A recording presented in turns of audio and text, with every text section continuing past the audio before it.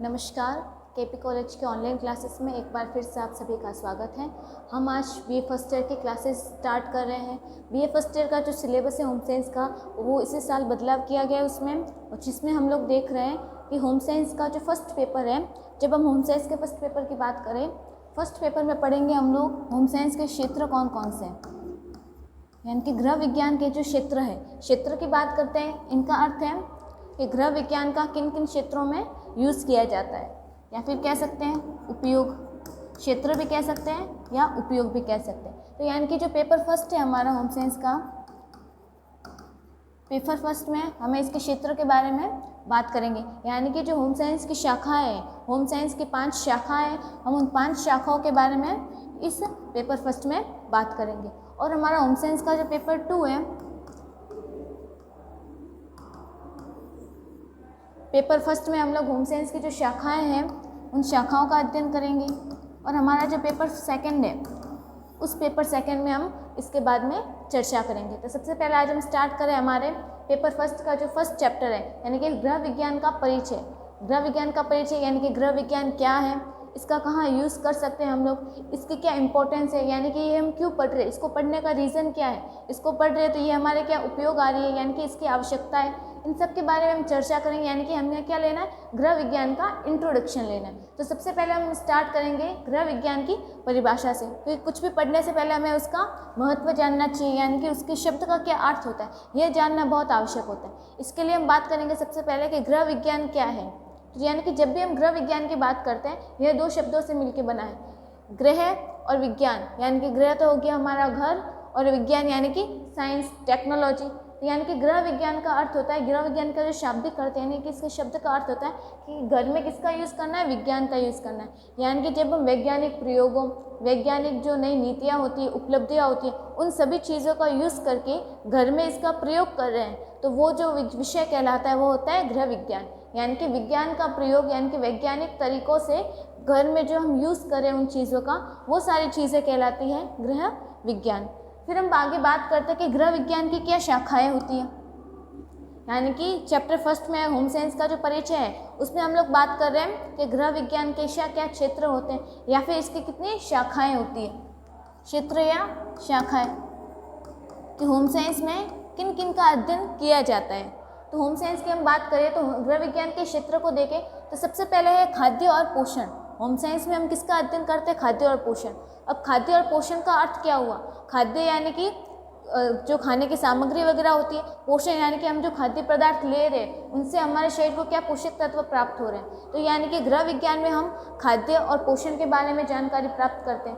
गृह विज्ञान का अध्ययन करते हैं हम क्या खाने में गुणवत्ता ला सकते हैं, कौन सा हमें खाना खाना है, और कौन सी चीज़ें खाने से हमारे शरीर को वो बेनिफिट्स करेगा, क्या सुविधाएं मिलेगी, ये सारी चीज़ों के बारे में पढ़ते हैं खाद्य और पोषण संबंधी शाखाओं में। तो गृह विज्ञान की जो पहली शाखा है वो है खाद्य और पोषण संबंधी शाखा, जिसमें हम लोग क्या करते हैं, लोगों को ये जानकारी दी जाती है, लोगों को ये सिखाया जाता है कि कौन सी वस्तुओं का हमें सेवन करना चाहिए जो स्वास्थ्य के लिए हानिकारक नहीं है, स्वास्थ्य के लिए फायदेमंद है, किसका नहीं करना है, कौन सी चीज़ों में ज़्यादा हमें पोषण मिलेगा। और हमारे जो बॉडी के लिए जो आवश्यक पोषक तत्व होते हैं, आप सब जानते होंगे 6 पोषक तत्व होते हैं। कौन कौन से, कार्बोहाइड्रेट, विटामिन, प्रोटीन, वसा, खनिज लवण और जल। ये जो 6 पोषक तत्व होते हैं ये हर एक भोजन में होने चाहिए। यानी कि हमें क्या बात करनी है, इस शाखा में हम ये अध्ययन करते हैं कि गृह विज्ञान में कि भोजन में जो ये 6 पोषक तत्व उपस्थित है या नहीं है, इन सभी हर एक पोषक तत्वों की क्या उपयोगिता होती है, इन पोषक तत्वों को हम क्यों ग्रहण करते हैं, ये हमारे बॉडी को क्या फ़ायदा दे रहे हैं, इनकी कमी से कौन सी प्रॉब्लम्स आ सकती है बॉडी में, इन सभी के बारे में हम बात करते हैं खाद्य और पोषण संबंधी शाखाओं में। अब गृह विज्ञान की जो दूसरी शाखा या अगले क्षेत्र की बात करते हैं तो वो है मानव विकास और पारिवारिक अध्ययन। यानी कि गृह विज्ञान में किसका अध्ययन किया जाता है, मानव विकास के बारे में। अब मानव विकास का अर्थ क्या होता है, मानव विकास यानी कि मानव के विकास का अध्ययन। अब मानव का विकास कैसे, अब मानव विकास में आ रहा है विकास शब्द। आप लोगों ने एक और शब्द सुना होगा, वृद्धि। जब भी देखा होगा वृद्धि और विकास ये दोनों साथ में ही आए होंगे। इन दोनों शब्द में फ़र्क है या नहीं है?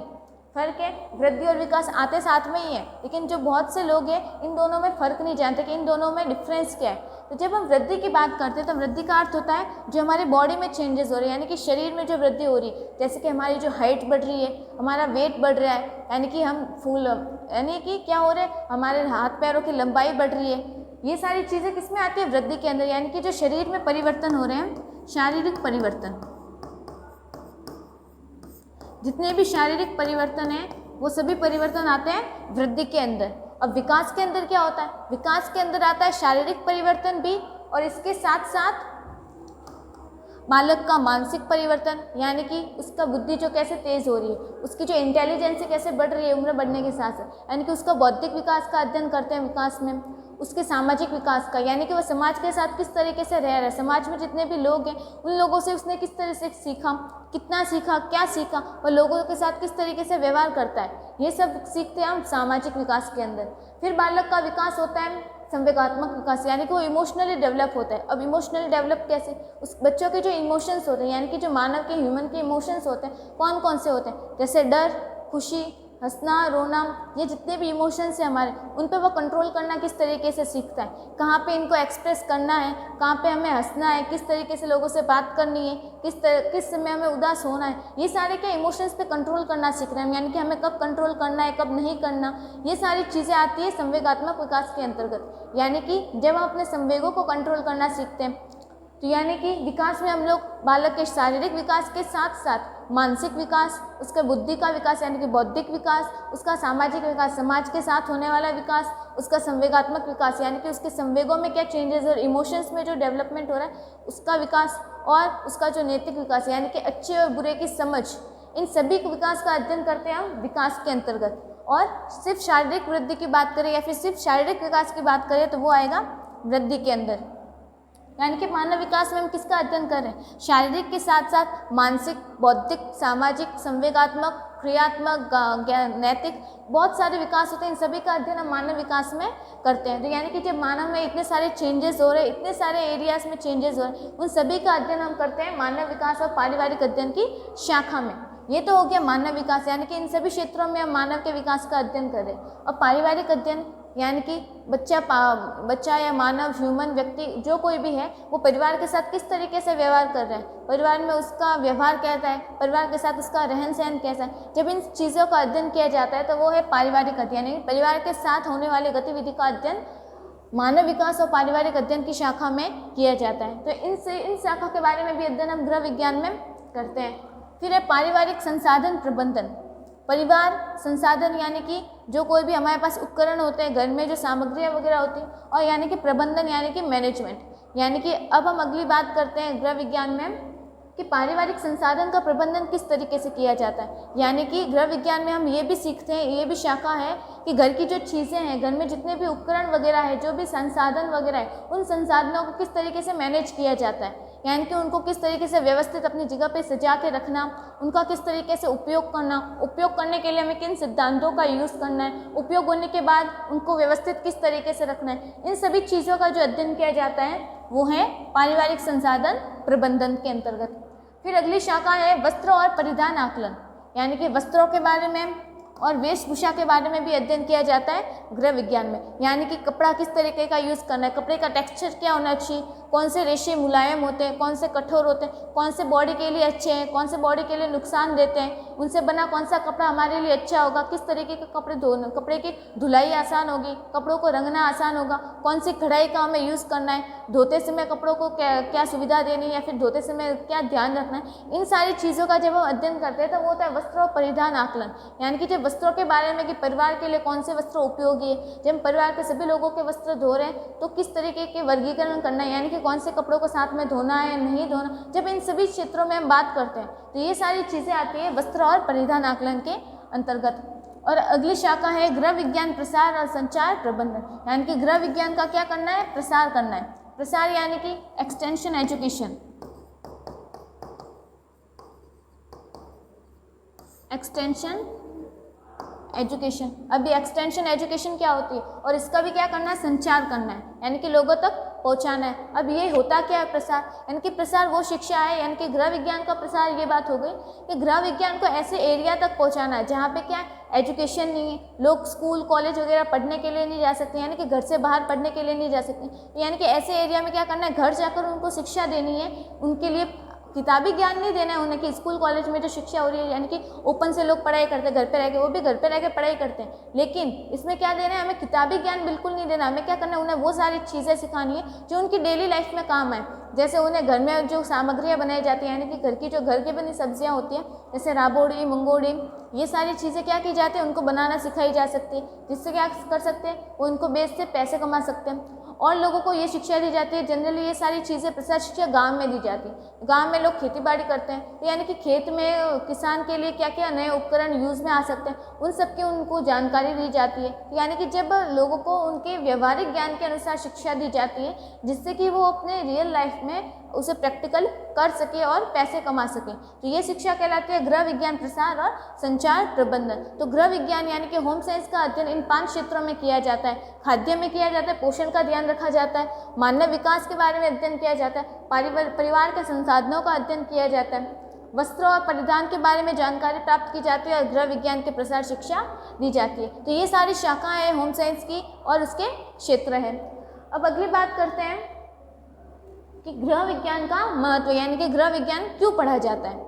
अब गृह विज्ञान पढ़ने के लिए हमें फ़ायदा मिलता है कि व्यक्तिगत जीवन में महत्व, यानी कि गृह विज्ञान के द्वारा हमें किसका फ़ायदा होता है, व्यक्तिगत यानी कि पर्सनल लाइफ में। अब पर्सनल लाइफ में जैसे कि हमने बात की थी अभी,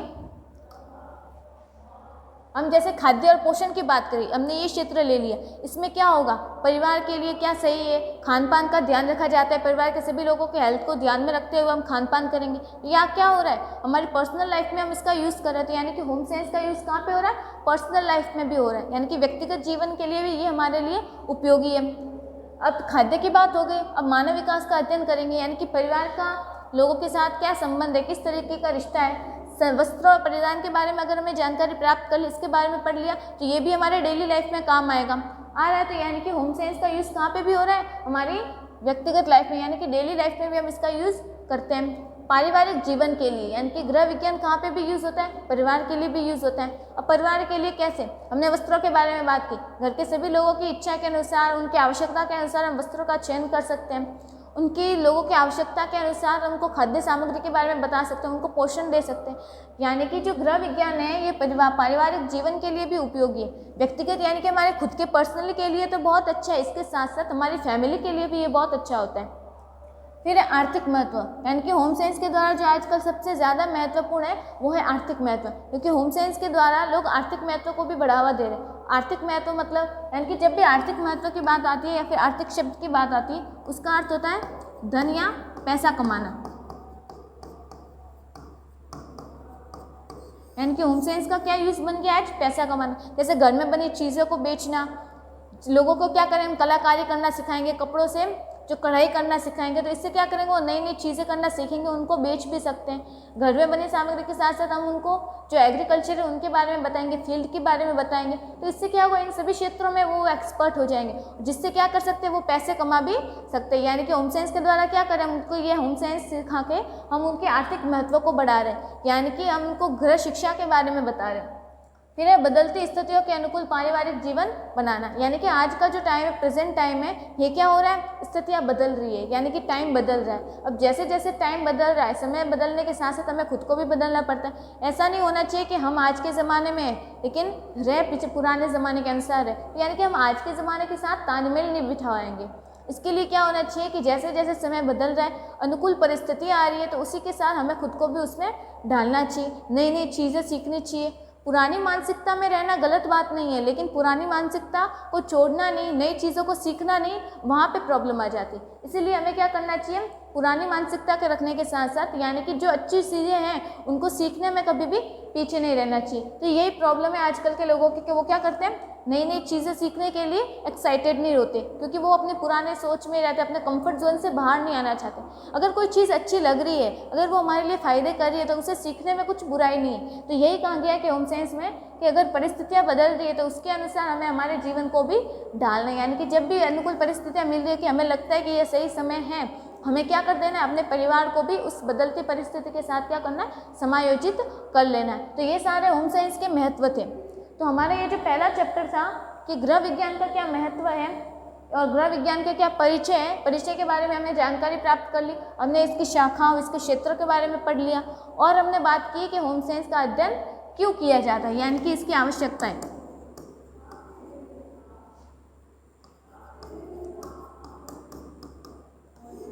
आवश्यकताओं के बारे में बात कर ली और शाखाओं के बारे में बात कर ली। तो ये हमारा पहला चैप्टर था गृह विज्ञान का परिचय। अब ये कंप्लीट हो गया। अब नए वीडियो में मिलेंगे नए चैप्टर के साथ, तब तक के लिए धन्यवाद।